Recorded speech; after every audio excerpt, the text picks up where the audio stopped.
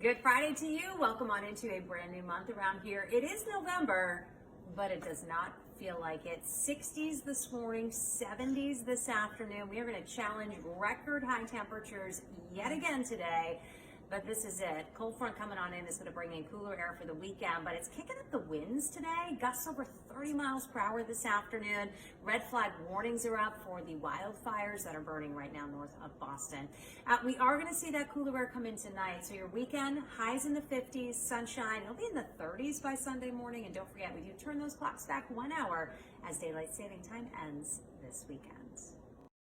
Last time we had a significant amount of rain. It's been too long, that's for sure. So I want to just kind of elaborate on what you were just talking about. This takes us into early November. And when you look at the country as a whole, it may get a little bit wetter in the south. But look, the northern tier is going to continue to be dry, and that includes us. But we stretch that out to the entire month of November. And the outlook from NOAA for the entire month of November does bring back wetter conditions to the nation's midsection, a little bit of the west coast as well. But unfortunately not here. We are leaning below normal for rainfall, and that is not good news here in the east. And you couple that with temperatures that are likely going to be above normal. And that combination is something we have seen here the past couple of months. November on average does take our high temperatures from the 50s into the 40s by the end of the month. And we can get snowfall on average just under an inch. But typically we get about 3.5 inches of rainfall. Let's hope we get somewhere close to average, because we have not the past couple of months. Typically, since September the 1st through now, we would have had between about 7.5 and 9 inches of rainfall. We have only had 1.5 inches in Worcester and about just over 2 inches in Boston. And that is how we have gotten ourselves into this drought situation, which is now encompassing a good portion of the state. Moderate drought conditions here in this brown color. Basically doubled yesterday from where they were a week prior. Now 70% of the state is in moderate drought, and right around the Boston area, the southwest suburbs, Metro West, and up through the North Shore where those wildfires are burning, we are in severe drought right now, and we desperately need some rainfall. This is ranking as the second driest start to fall on record in the Boston area, and it is the #1 spot in Worcester. So what we need is rainfall, and unfortunately, I just don't see anything significant coming. There were actually a few showers underneath some of those clouds that were moving through this morning, but you can see how they fell apart as they pushed eastward.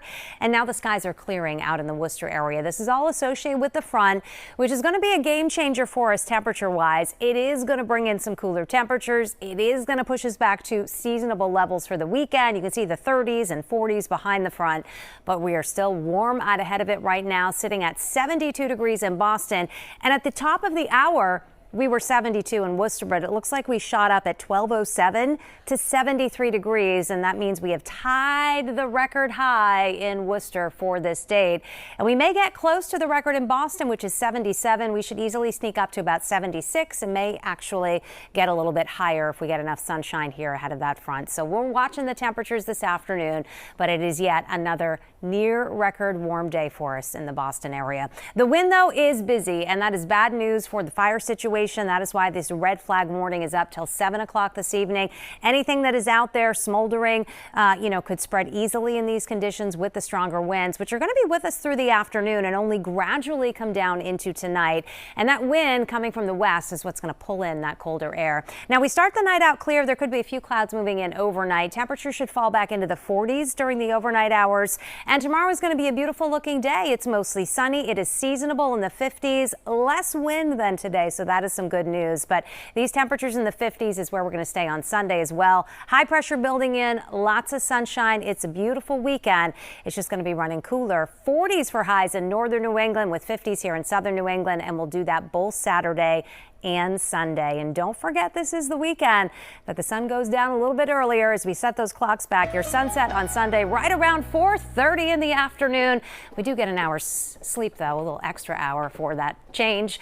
You can see the clouds. They return on Monday. Our next chance of any rain is on Election Day on Tuesday, but it looks like just a few showers. And then look at that. The warmth builds back. We could be back up to around 70 degrees by the middle of next